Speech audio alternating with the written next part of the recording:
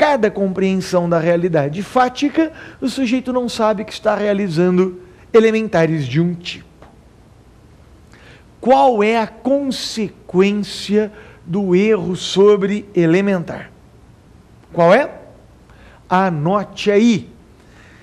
Consciência sempre exclui o dolo. Repito, sempre exclui o dolo.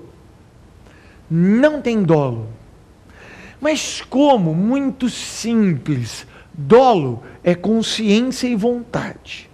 Ora, se eu não tenho consciência que pego coisa alheia, eu não tenho dolo, porque dolo é consciência e vontade. Quem erra não tem consciência, e quem não tem consciência não tem dolo. Por isso que o erro de tipo sobreelementar sempre exclui o dolo. Então, nesse caso, eu não tinha dolo de furto, porque eu não tinha consciência e vontade de subtrair coisa alheia. Mas será que é só isso, erro de tipo? Não tem mais nada? Tem sim. O erro sobreelementar pode ser classificado como inevitável e evitável. Repito, o erro sobreelementar, que sempre exclui o dolo, ele pode ser classificado como inevitável e evitável. O inevitável também é chamado de excusável. Repito, o inevitável também é chamado de excusável. E o evitável também é chamado de inexcusável. Tudo bem? Então lembra que nessa classificação, o inevitável chama excusável e o evitável também se chama inexcusável. Claro, o que é um erro sobreelementar? Inevitável. Anote. Inevitável é aquele que o cuidado comum não evitaria. Repito, inevitável é aquele que o cuidado comum não evitaria. Senhores, se o cuidado comum não evitaria, significa que não houve descuido, porque não foi um descuido que gerou o resultado, tanto que o cuidado comum não evitaria. Se não houve descuido, não há culpa. Lembra, culpa é descuido, é quebra de dever de cuidado. Se não há descuido, não há culpa.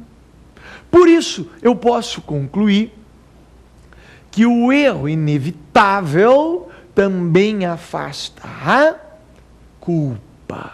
O erro inevitável também afasta a culpa.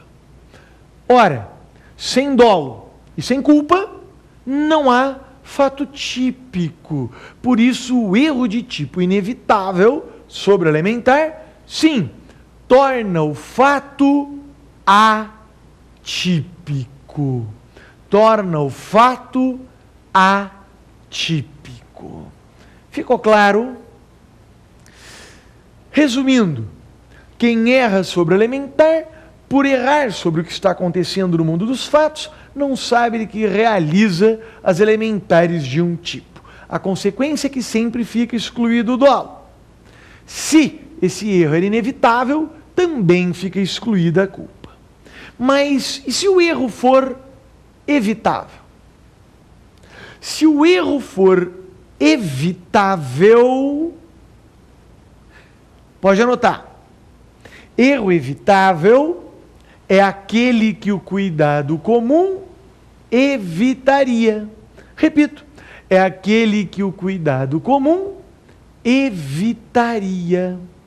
Se o cuidado comum evitaria, e se não foi evitado, tanto que o resultado aconteceu, significa que teve culpa, teve descuido, teve culpa.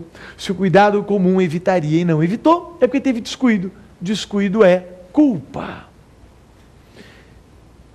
Será possível, então, punir por culpa. Mas todo crime é punido na forma culposa? Sim? Não. Nem todo crime é punido na forma culposa. Por isso que eu posso afirmar que a consequência do erro evitável, quem quiser anotar, consequência. Será possível a punição por culpa? Será possível a punição por culpa, vírgula, se previsto. Se previsto. Porque nem todo crime é punido na forma culposa. Com isso, vencemos o erro sobreelementar. Vimos que ele sempre exclui o dolo, se inevitável exclui a culpa, se evitável permite punir por culpa desde que previsto. A outra forma de erro essencial é o chamado erro sobre discriminante. Erro sobre discriminante. O que é uma discriminante? Discriminante é sinônimo de excludente de antijuridicidade. Excludente de antijuridicidade. Vamos lembrar? As previstas no Código Penal, artigo 23, são legítima defesa, estado de necessidade, estrito cumprimento do dever legal e o exercício regular de direito. Repito, legítima defesa, estado de necessidade, estrito cumprimento do dever legal e exercício regular de direito. São as 4 discriminantes, as 4 excludentes de antijuridicidade previstas em nossa legislação. Então eu posso falar que erro sobre discriminante é erro sobre excludente de antijuridicidade. É a mesma coisa, uma expressão sinônima da outra. Mas será que tem só esses 2 nominhos? Porque, pior é isso, o aluno não consegue entender erro de tipo, porque ele se confunde nos nominhos. Então vamos deixar claro. Erro sobre discriminante, a mesma coisa que erro sobre excludente de antijuridicidade, que é a mesma coisa que discriminante putativa. Ai, mas esse negócio de putativa que eu não entendo. Putativa. O que significa putativa? Putativa vem do latim putare, que significa julgar, mas que nós vamos acabar traduzindo aqui até para fim didático como errar. Tá bem? Então pode colocar na sua cabeça. Discriminante putativa, discriminante por erro. Simplifica assim, sintetiza assim.